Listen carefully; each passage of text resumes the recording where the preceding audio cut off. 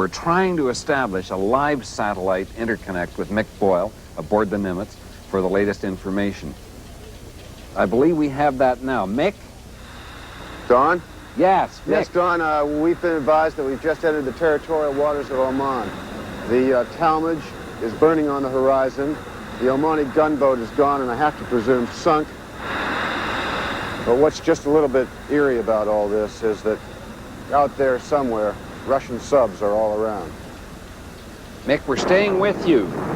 I wonder if you could hear that. That was a depth charge. That was number 4. We started hearing them. The first one was about 2 minutes ago.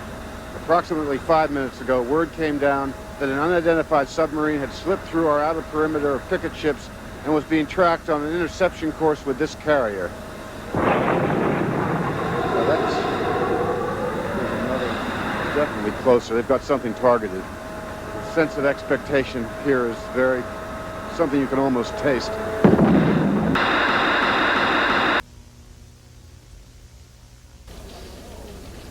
While we're waiting for Michael Boyle to return, I've been told that outside the United Nations in New York, several thousand demonstrators have surged through barricades. No, wait, we're still with the Nimitz.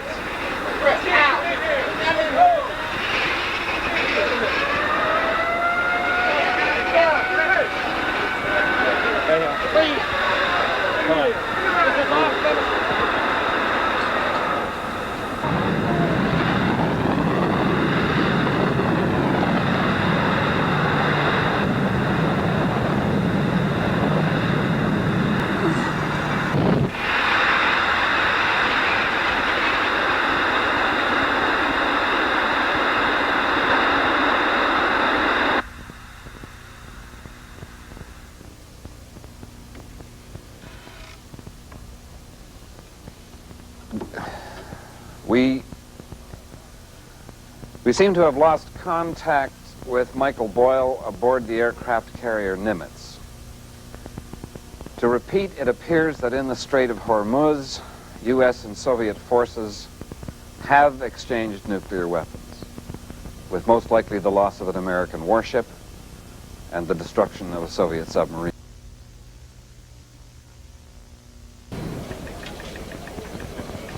We're going live now to Dorian Waldorf, standing by at Andrews Air Force Base. We are looking at the President's airborne command post. The idea is that if the nation's leaders are in an airplane 5 miles above the damage that would be caused by a nuclear attack on the United States, they will be able to continue to give vital orders to commanders on the ground. Dorian, I have to interrupt. We have word now that there's a message of some kind coming through from the White House. The President, the Joint Chiefs of Staff, and the President's closest advisors have left the White House. This is a precautionary measure. Its purpose is to make sure that the nation's leaders are able to continue to search for peaceful solutions to the grave problems that confront us. Within a few minutes, we will activate the emergency broadcast system, where you will continue to receive information from your government. In the meantime, the President has instructed me to urge everyone during these critical hours to remain calm, to stay at home, and to offer their prayers for peace. Thank you. 20 years ago, I used to spend a lot of time talking about hypothetical nuclear war scenarios with a man who was one of the pioneers in that form of prophecy. He's dead now. He really believed in his craft. He said to me once, "Don, I'm convinced that sooner or later there will be a nuclear exchange.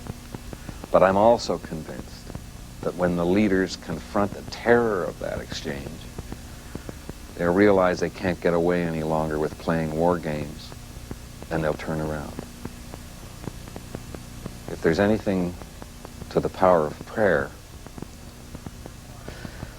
in a short while, our voices will be replaced by official government voices of the emergency broadcasting system. Until that time, this is a news organization, and we shall continue to serve you with the best reporting our facilities and staff can muster. Here is a bulletin that's just come in. The President's Emergency Airborne Command Post is now taking off from Andrews Air Force Base. Flying high over the United States, it will join another airplane carrying members of the Strategic Air Command. They will attempt to maintain communications with United States forces throughout the world. The code name of this second airplane is Looking Glass. We interrupt this program. This is a national emergency. Important instructions will follow. This is an emergency action notification message. This station has interrupted its regular programming at the request of the White House to participate in the emergency broadcast system. During this emergency, most stations will remain on the air broadcasting news and official information to the public in assigned areas. This is the CBN News Network. We will remain on the air. You are listening to the emergency broadcasting system.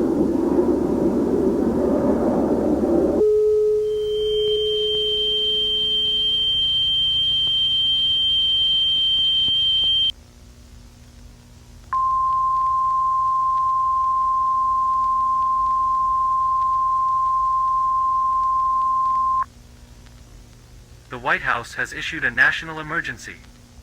Please listen to the following information. An attack on the United States has been detected. It is advised that all citizens that receive this message are to seek shelter immediately.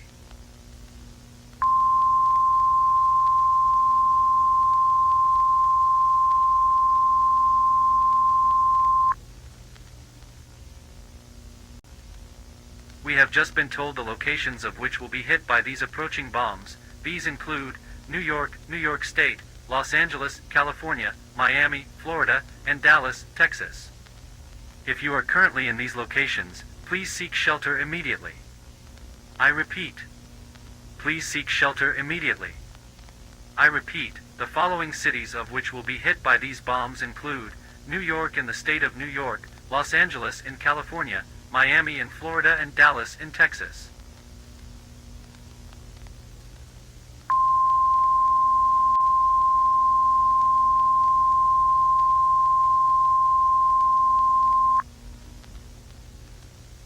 We now have news from the United Kingdom and France. London and Paris have both been hit with nuclear warheads. I repeat, the United Kingdom and France have been attacked with nuclear weaponry.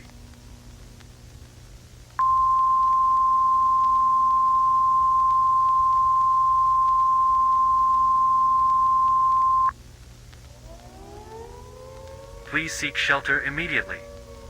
If you do not seek shelter, you are actively putting your life at risk. Go to any building, low or high, and go to the most central part of the building to avoid any debris. This is your final warning. I repeat, please seek shelter immediately. Go to the most central part of that building, and bring essentials, such as bottled water, canned food, and a battery-powered radio. This is your final warning.